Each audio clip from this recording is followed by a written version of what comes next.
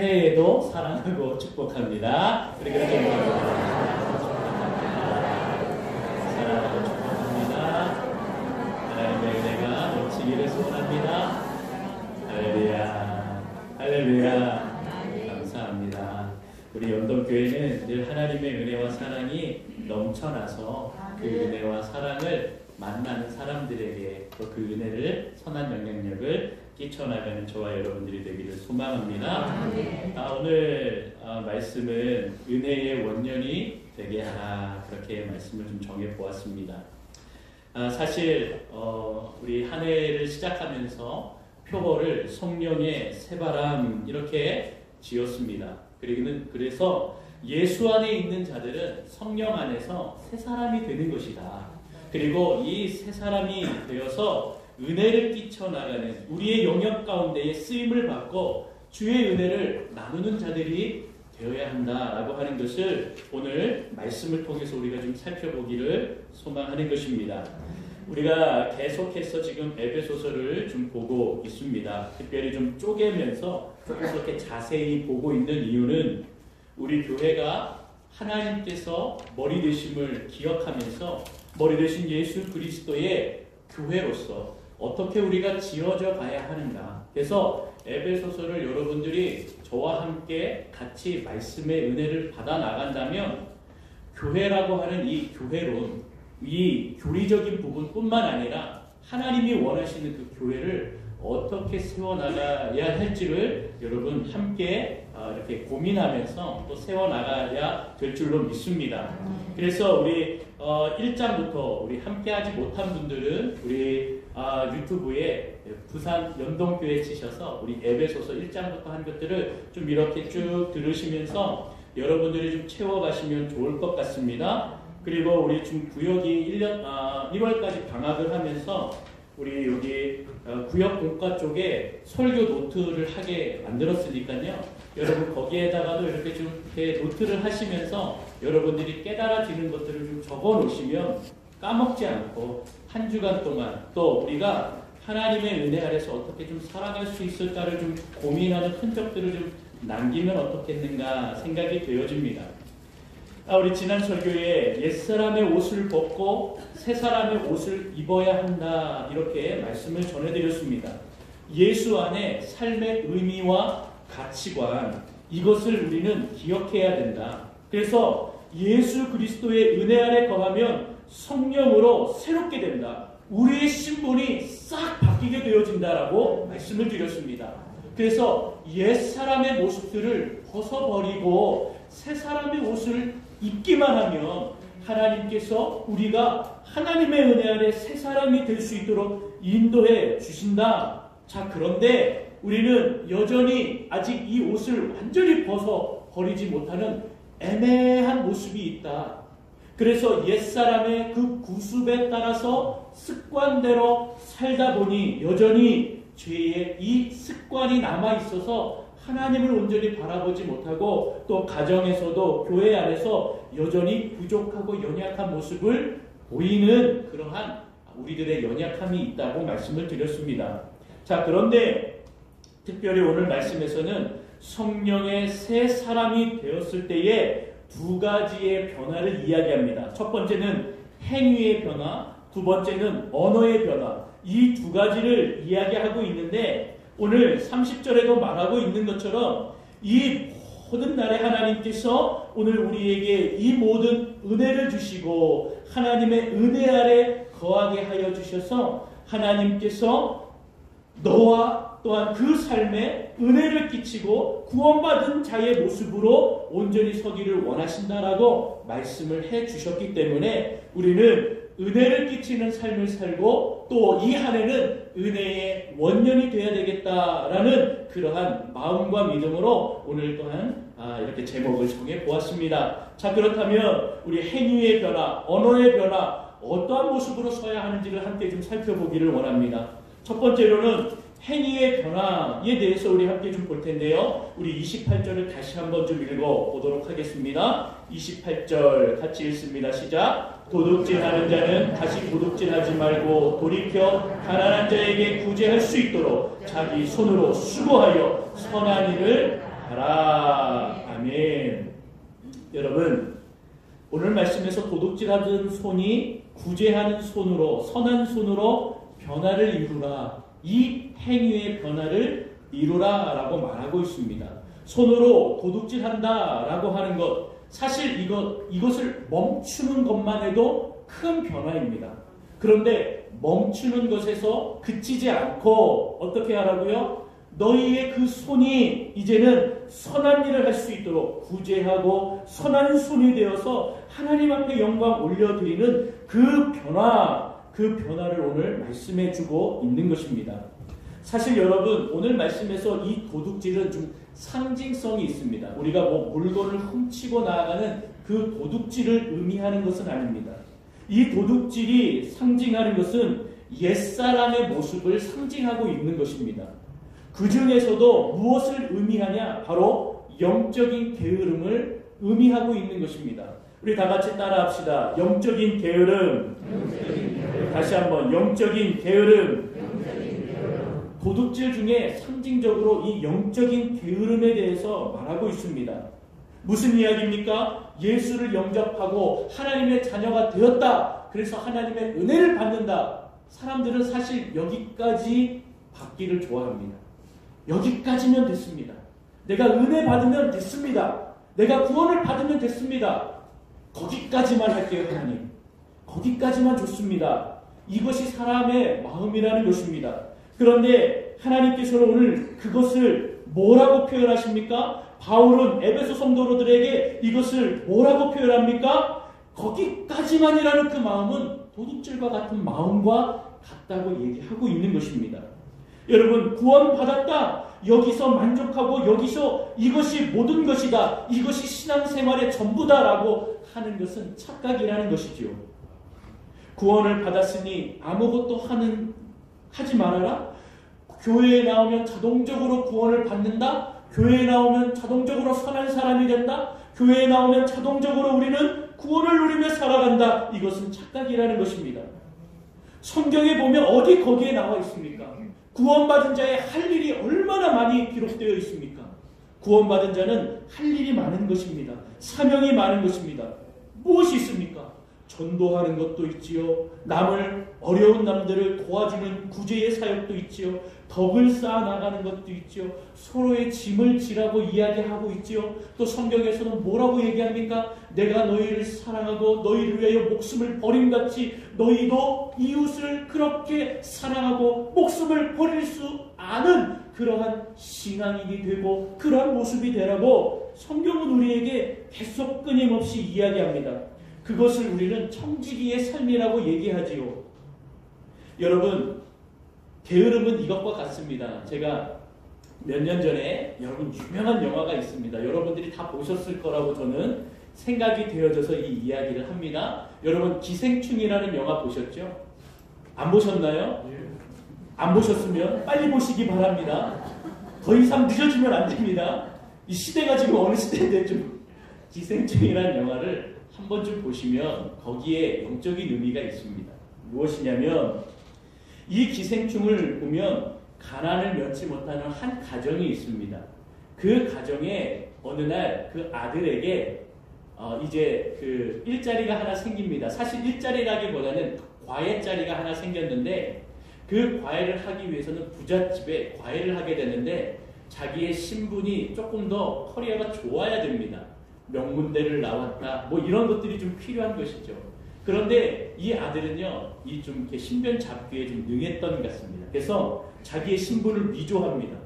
그래서 명문대를 나왔고, 뭐 어디를 나왔고, 이런 자격증이 있고, 이런 것들을 위조를 하여서 부잣집에 가서 내가 이러한 사람입니다라고 이렇게 속이고 그 집에 딸을 과외하는 과외 선생님으로 들어갑니다.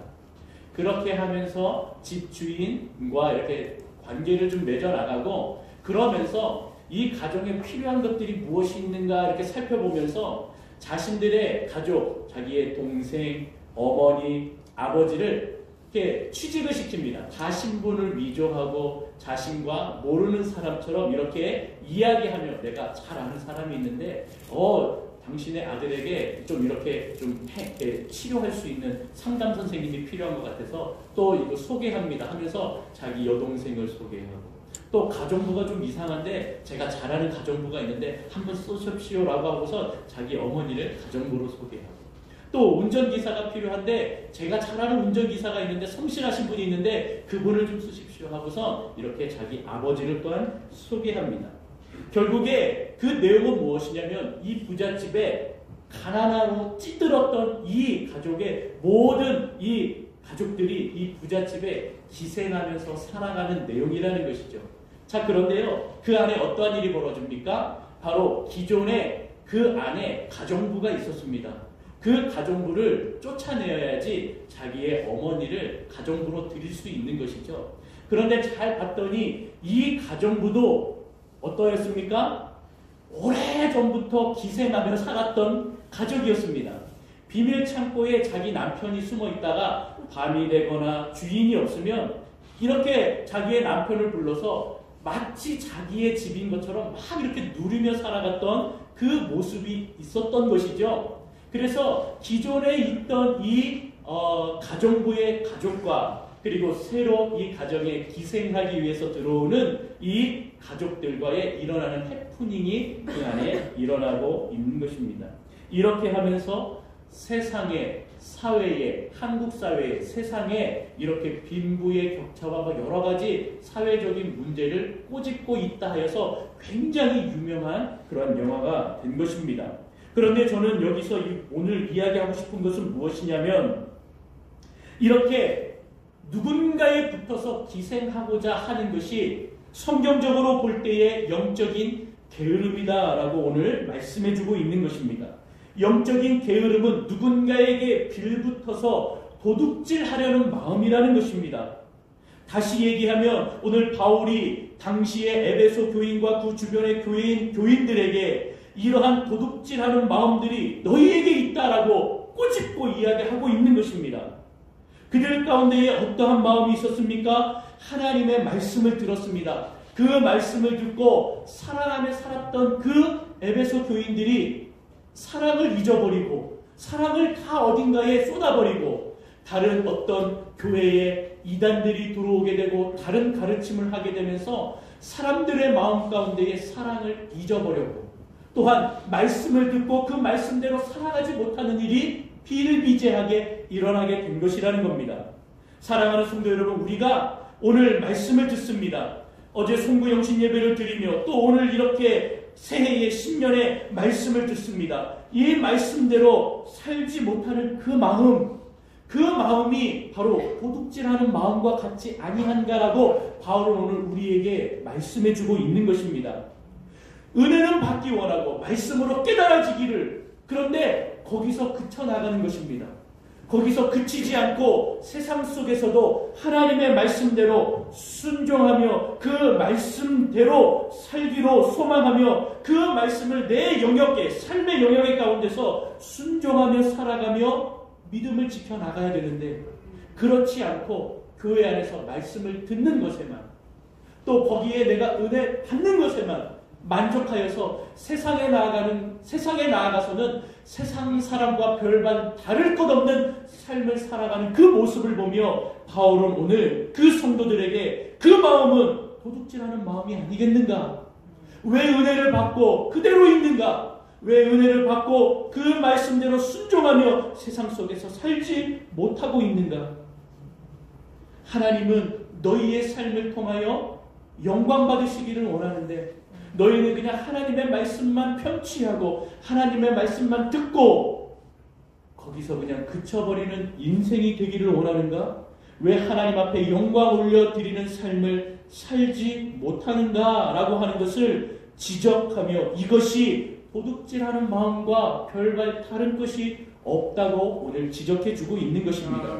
그것이 바로 영적인 무감각이요, 그것이 바로 옛사람의 모습을 따라가는 모습이요, 그것이 바로 옛사람의 모습에서 아직 벗어나지 못한 모습이라는 것을 말씀해주고 있는 것입니다.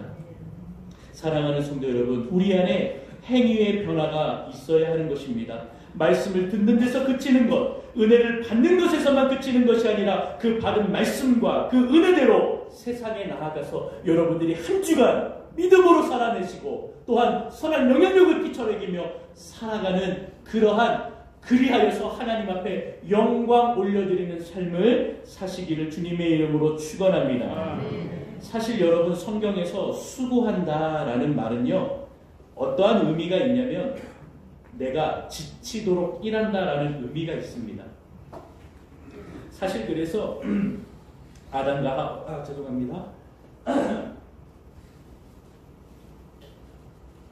하와가 이제 에덴 동산에서 하나님 앞에 타락하여 쫓겨나는 그러한 벌을 받게 되지요. 그리고 사람들에게는 수명이라는 게 생겼죠.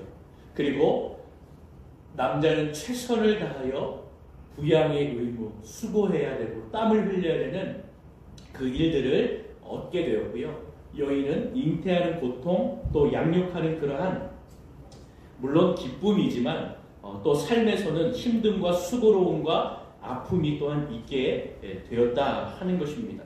그런데 여기서 수고한다, 이 수고한다는 건요, 자기가 지치도록 일을 한다라는 것입니다. 그런데 부정적인 의미로 쓰여진 것이 아니고 자세히 보면 여기서 수고한다라고 하는 것은 지치도록 일할 만큼 정성을 다한다라는 의미입니다. 그러니까 저와 여러분들이 수고한다, 내가 수고하여 누군가를 위해서 일을 하고 섬긴다, 구제한다, 선한 일을 한다라고 하는 것은 정성을 다하여 내 마음을 다하여 섬기라고 말씀하고 있는 것입니다.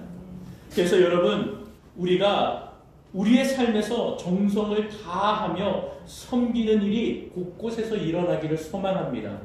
우리 교회뿐만 아니라 여러분들이 사는 그 가정과 일상과 삶 속에서 최선을 다하고 힘을 다하고 정성을 다하여 지치도록 일하며 수고하는 그 일 가운데에 선한 영향력이 곳곳에서 일어나기를 소망합니다.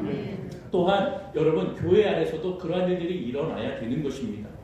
대표기도, 안내위원, 헌금위원, 구역장, 또 각 부서 회장, 부장, 여러분, 이 섬김의 자리는 사실 부담이 있지만 부담을 느끼려고 하는 그런 자리라기보다는요, 사람들을 눈치를 보면서 살아가는 자리라기보다는요, 하나님의 그 일을 감당하는 자리로서 나에게 주어지고 맡겨진 수고함, 이 수고를 통하여서 하나님 앞에 나아가는 자리다라고 하는 것을 기억하시기를 바랍니다. 사람을 위해서 한다라기보다는요, 주님 앞에 드린다라는 마음으로 나아가야 우리가 이 헌신이, 이 섬김이 기쁨이 될 수 있는 것입니다. 여러분, 기도하고 봉사하고 회장으로, 부장으로, 구역장으로, 식당 봉사로, 찬양하고 전도하고 청소하는 이 모든 수고는요, 하나님께 받은 은혜, 그 감사, 그 기쁨으로 자발적으로 일어나는 것입니다. 그런데 여러분, 또한 다른 의미로서는요, 훈련의 의미도 있다는 것을 여러분 기억하십시오. 자꾸 안 해봤다, 그래서 못하겠다 라고 하는 것이 아니라 안 해봤기 때문에 해봐야 하는 것을 우리는 기억해야 됩니다. 사실 여러분, 안 해봤기 때문에 못한다 라고 하는 것은 사실 좀 반성해야 됩니다. 그만큼 하나님의 일을 기회가 있었음에도 불구하고 하지 못하였다는 말로도 들리기 때문이라는 것입니다. 그렇기 때문에 여러분, 우리 교회는요, 올해부터는요, 모든 우리 성도들은 섬김의 자리에 나가야 됩니다. 목사님, 저 기도 못해요. 아니요, 기도하셔야죠. 그래서요, 우리 기도하셔야 됩니다. 우리 권사님들, 안수집사님들, 우리 장로님들, 기도의 자리에 더 깊이 나가셔야 됩니다. 그래서 사실 내가 대표 기도를 한다 그러면 사실 부담스럽죠. 이 자리에 선다라는 게 얼마나 힘든 것입니까? 여러분, 이 자리에서 대표에서 기도를 한다는 것은 큰 부담입니다. 대표에서 설교를 한다, 대언한다는 것은 큰 부담입니다. 그러함에도 그것을 할 수 있는 기회를 주신 것은요, 매일매일 하나님의 은혜를 구해야 되고 매일매일 하나님 앞에 서야 되고, 그렇게 하나님과 관계함 속에 내가 어떤 기도를 어떻게 우리 교회를 위해, 성도들을 위해 할 것인가를 고민할 수 있는 기회를 주셨기 때문에 그 기회, 그 시간들을 통하여서 하나님과 더 깊이 있게, 말씀을 더 깊이 있게, 교제를 더 깊이 있게 하나님과 함께 할 수 있다는 장점과 기회가 된다는 것입니다. 그렇기 때문에요, 여러분, 이 수고하는 자리는요, 사람 앞에 서는 자리다라기보다는 이 자리는요, 하나님 앞에 결과를 맡기는 자리이며 또한 하나님을 만나는 자리가 되는 줄로 믿습니다. 그렇기 때문에 여러분, 사실은 지난 3년 동안 우리는 많은 수고와 또한 섬김과 봉사를 하지 못하였습니다. 그래서 헌금위원, 봉사위원, 기도, 또 청소, 또 여러 가지 여러분 회장단, 이제 또 구역장, 식당 봉사도 이렇게 하고 있지 않습니까? 그동안 3년 동안 영적으로 우리는 몸을 움직이거나 수고하였던 모습들이 부족하기 때문에 이내는 좀 움직여야 됩니다. 너나 할 것 없이 움직여야 됩니다. 아, 그거는 집사님이 해야죠. 아, 그거는 장로님이 해야죠. 아, 그거는 권사님이 해야 되는 것 아닙니까? 아닙니다. 올 한해는요, 선이 없습니다.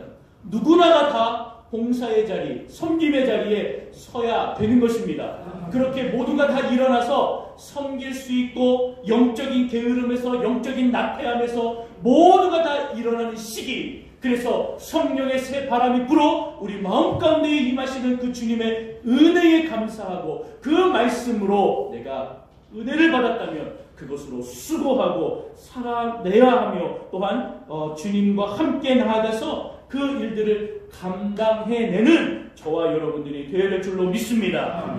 그러한 시간들이, 그러한 모습들이 되기를 소망합니다. 여러분, 언어의 변화는요, 잘 보시면 바울이 이 권면을 하는데 말씀 속에 약간의 좀 패턴이 있습니다. 어떤 패턴이 있냐면 처음에 못하게 합니다. 금지사항을 얘기합니다. 그리고 그 다음에 수행명령을 얘기합니다. 그리고 이 수행명령에 관해서 동기가 되는 말씀을 합니다. 예를 들어서 여러분 25절을 좀 보십시오. 오늘 본문 에베소서 4장 25절을 보시면 거짓을 버리고 그렇게 얘기하죠. 금지사항을 얘기합니다. 그리고 수행을 해야 하는 수행명령을 얘기합니다. 각각 그 이웃과 더불어 참된 것을 말하라. 이게 수행명령입니다. 거기에 대한 동기는 무엇입니까? 우리가 서로 무엇이 되었다고요? 지체가 되었기 때문에 우리는 이것을 해야 한다라고 동기를 이야기하고 있습니다. 여러분, 이러한 패턴을요 29절에도 말하고 있습니다. 우리 29절을 좀 보도록 하겠습니다. 29절, 자, 제가 읽어드릴게요. 무릇 더러운 말은 너희 입 밖에 내지 말라. 금지사항입니다. 그렇죠? 수행명령은 무엇입니까? 오직 덕을 세우는 데에 소용대로 선한 말을 하라. 이것이 바로 무엇입니까? 수행명령입니다. 왜 그렇습니까? 듣는 자들에게 무엇을 끼친다고요? 은혜를 끼치기 위해서 동기를 얘기하고 있습니다. 이것이 바울이 에베소 성도들에게 좀 이야기하는 어떤 그 권면의 패턴 중에 하나입니다. 여러분, 이렇게 금기사양을 얘기하고 수행명령을 얘기하고 동기를 얘기하면서 결국에는 핵심은 무엇이냐면 수행명령입니다. 수행명령이라고 하면 29절에 무엇입니까? 덕을 세우고 그 소용대로 선한 말을 하라. 이것이 수행명령입니다. 금기사항과 동기는요, 이 수행명령을 잘 할 수 있도록 조력하는 말이라는 것입니다. 결국에는 이렇게 우리의 말에 변화가 있어야 된다. 어떠한 변화요? 덕을 세우는 말을 하라는 겁니다. 선한 말을 하라는 것입니다. 이 말을 통하여 결국에 나아가면 행위도 변화가 되고 언어도 변화가 되어서 그것이 얼마나 중요한가를 말씀해주고 있습니다. 그런데 오늘 바울이 더 집중하는 것은 이 29절입니다. 수행명령입니다. 무엇입니까? 바로 덕을 세우며 선한 말을 하라는 것이 더 중요하다라고 말씀하고 있습니다. 28절보다 29절을 더 중요시합니다. 그 이유는 바로 30절에 있습니다. 우리 30절을 같이 한번 좀 읽어보겠습니다. 30절 읽습니다. 시작. 하나님의 성령을 근심하게 하지 말라. 그 안에서 너희가 구원의 날까지 인치심을 받았느니라. 할렐루야. 왜 그렇습니까? 성령이 근심하기 때문이다라고 말해주고 있습니다. 잘못된 언어 습관, 잘못된 선한 말을 하지 못하는 것, 이것은요 성령을 근심케 할 수 있다라고 말해주고 있습니다. 그렇기 때문에 덕을 세우는 말, 그 언어가 변하지 아니하면, 너희 마음속에 이 언어 생활이 변하지 아니하면, 덕을 세우고 선한 말을 하지 아니하면 누가 근심한다? 성령이 근심한다. 여러분, 이것이 문제라는 것입니다. 사랑하는 성도 여러분, 본질적으로 우리는 덕을 세우는 삶을 살아야 됩니다. 신앙적으로 우리는 덕을 세워 나가야 됩니다.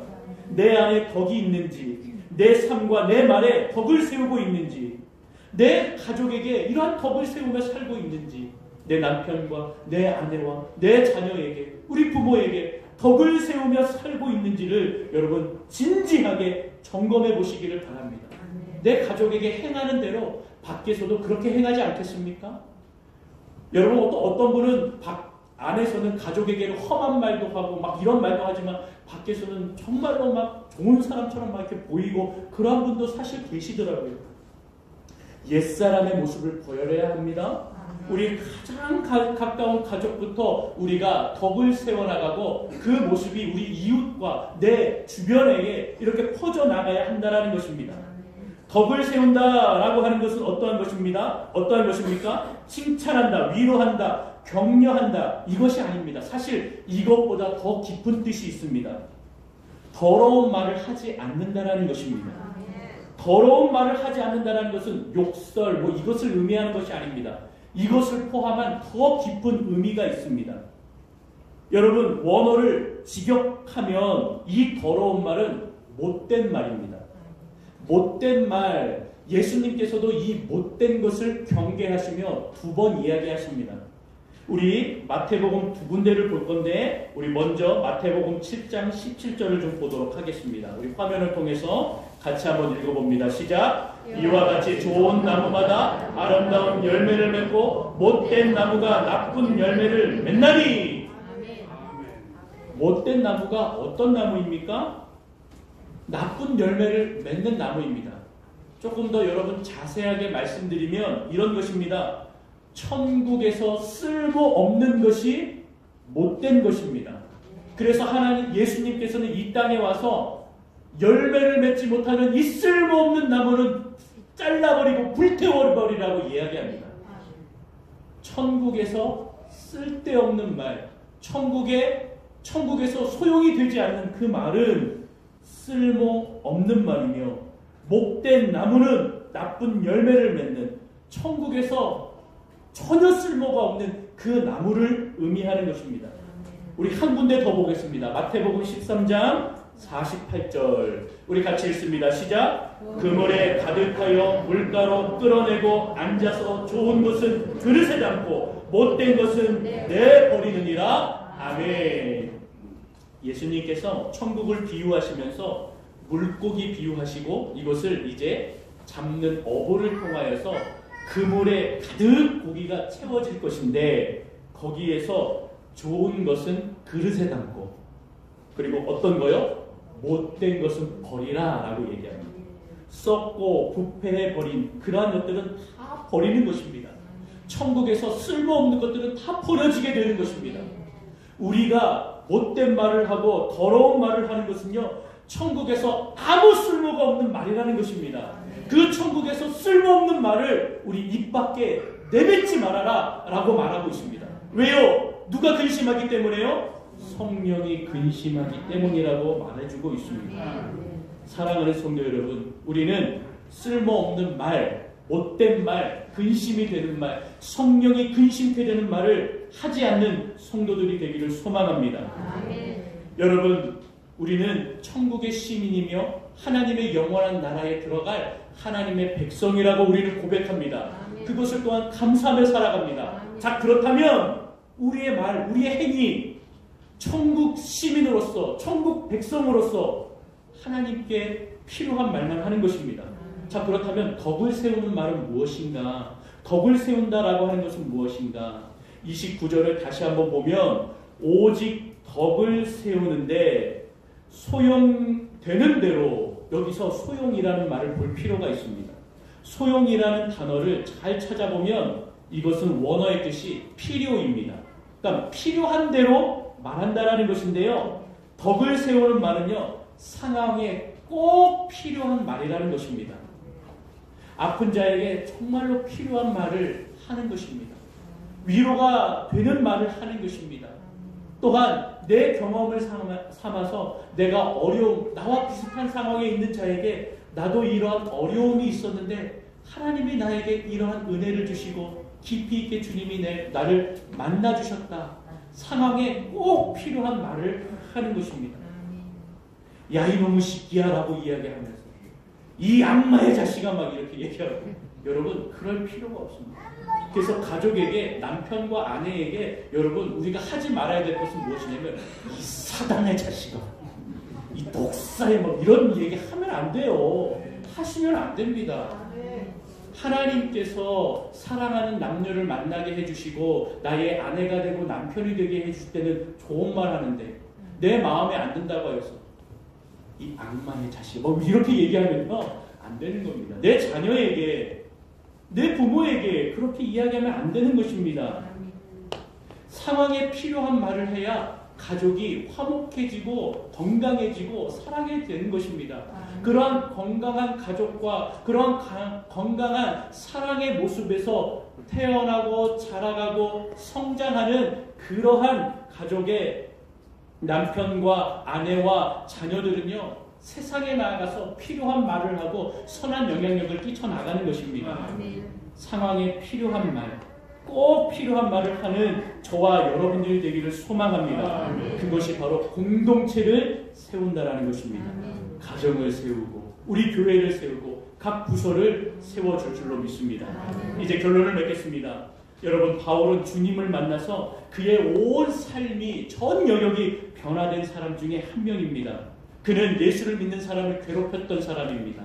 감옥에 가두었던 사람입니다. 죽이기까지 했던 사람입니다. 그런데 그가 주님을 만나서 어떻게 되었습니까? 주님을 전하는 자로 구원을 받은 자로서 구원을 전하는 자로 복음의 생명을 전하는 자로 바뀌었습니다. 그래서 그가 이러한 고백을 합니다. 고린도전서 15장 10절 우리 같이 읽어봅니다. 시작. 그러나 내가 나된 것은 하나님의 은혜로 된 것이니 내게 주신 그의 은혜가 헛되지 아니하여 내가 모든 사도보다 더 많이 수고하였으나 내가 한 것이 아니요 오직 나와 함께 하신 하나님의 은혜로다. 할렐루야. 하나님의 은혜로 살아가는 저와 여러분들이 되기를 소망합니다. 하나님의 은혜로 덕을 세우고 언어의 생활이 바뀌고 우리의 행위의 모습이 바뀌어서 하나님의 영광, 하나님의 은혜, 그래서 우리가 이 한 세상을 살아갈 때에 올 한 해부터는 새롭게 다짐하여 이 한 해는 은혜의 원륜이 되게 하옵소서. 그렇게 주님 앞에 고백하며 그렇게 주님의 은혜 안에 살아가는 저와 여러분들이 되어서 영적 게으름에서 옛사람의 모습에서 이제 하나하나 이별하고 변화되는 모습으로 살아가시기를 원합니다. 그래서 여러분 나의 이 구습을 따라가는 나의 옛사람의 모습이 무엇인가를 한번 좀 정리해 보십시오. 내 언어 생활 속에서 내 행위의 모습 속에서 내가 사랑하지 못하는 것 이거를 한꺼번에 바꾼다는 것은 사실 힘든 겁니다. 하나하나 지우고 노력하시고 수고한다면 그 수고를 통하여서 하나님의 섬김의 시간들 또 하나님이 만나주시고 하나님의 그 은혜를 더 깊이 느끼는 시간이 매일매일 더 기쁨으로 성장해 나갈 줄로 믿습니다. 그렇게 성장하는 저와 여러분들이 다 되시기를 주님의 이름으로